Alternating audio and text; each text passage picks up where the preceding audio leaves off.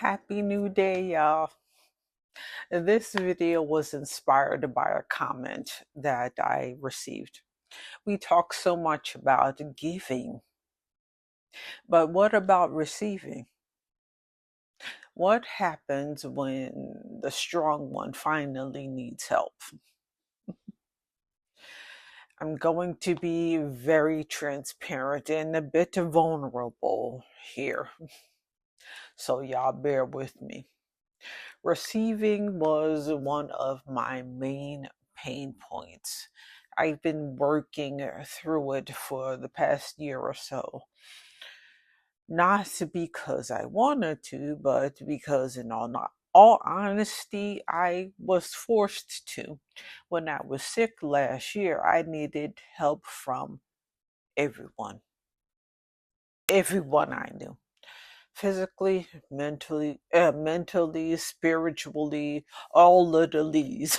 I needed it. I mean, I was at my lowest point, absolute lowest point. There were months where I could barely take a shower by myself. So I had no choice but to ask for help. And yes, when I asked, I received it. No questions asked, 150%. Now, granted, my family, they showed up, showed out, even when I didn't ask. With them, I didn't have to because they always got my back, 100 grand. But there was still that part of me deep down that felt useless for needing support. It shouldn't be that way, but that's what it was for me. And that was because I never been in that position before. I was always the strong one, always the helper. Everyone came to me when they needed something. I was always the one holding it down for everyone else. Even though it was exhausting, I wore that exhaustion like a badge of honor. So when it was finally my turn to need help, I scoffed at that. I told myself, I got this, girl. I won't be down long.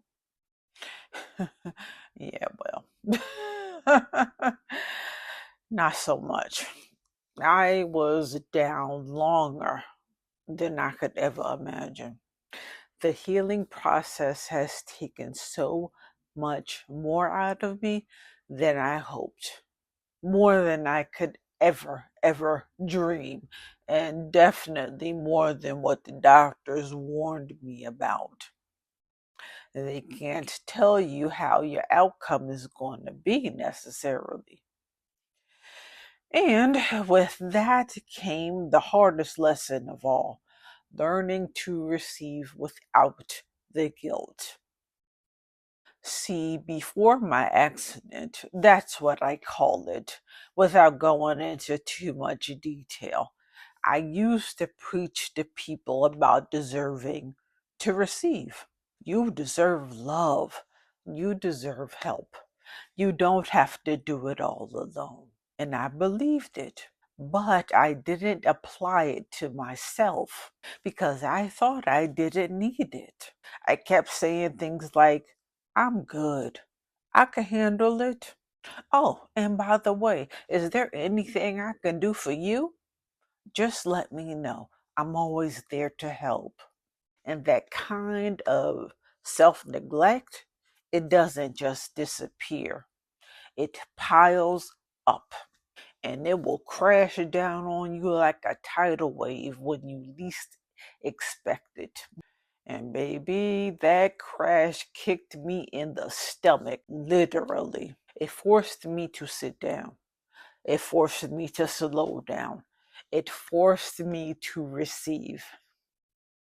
Not because I had a sudden revelation or like a vision board moment or something, but because my body said, if you don't sit your butt down, I'll sit you down. And that is what exactly happened. What no one tells you is that receiving brings up shame, for people like us. Even when people are glad to help you, even when they love you, you start to questioning your worth because for so long, your value was tied to your ability to produce, to give, to solve, and to serve other people. So when you're lying in bed and someone else is cooking for you, checking on you, praying for you, or cleaning for you, there's a voice inside that yells, "You're a burden." Even when it's not true, even when your loved ones are honored to help, even when God is using this moment to rebuild you differently, that voice still shows up. And you have to fight it, not with resistance, but with receiving. Receiving is not weakness. It's actually the deepest form of surrender.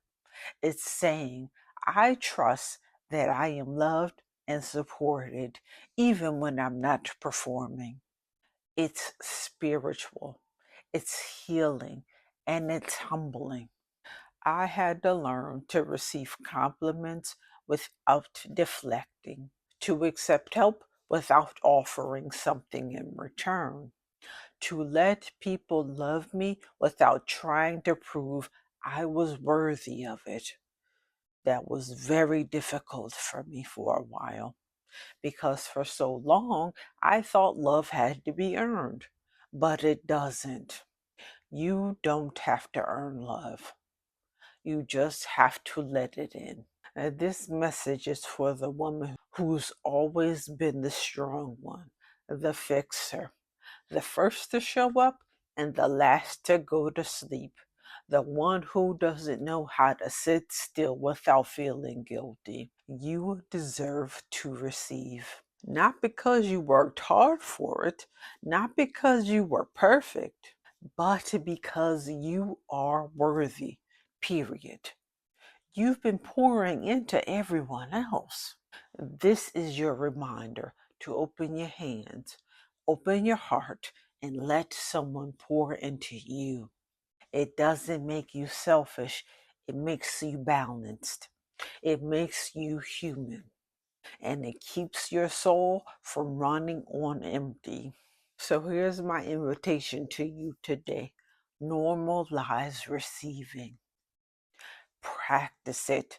Lean into it. Start small if you have to. The next time someone offers help, say yes. When someone compliments you, say thank you and receive it. When your body asks for rest, give it without guilt. This is how we heal. This is how we create the balance. This is how we stop abandoning ourselves. Yeah? If this video spoke to you, share it with another strong one who needs to hear this. Drop a comment and let me know where in your life you are learning to receive. And if you're on a journey to self-love, get your free self-love journal starter kit. It will be linked in the description below. Don't forget to like, subscribe, and hit that notification bell so you don't miss the next video. You were never meant to do it all alone. Receiving is your birthright, and it's time you walk in it. Love y'all.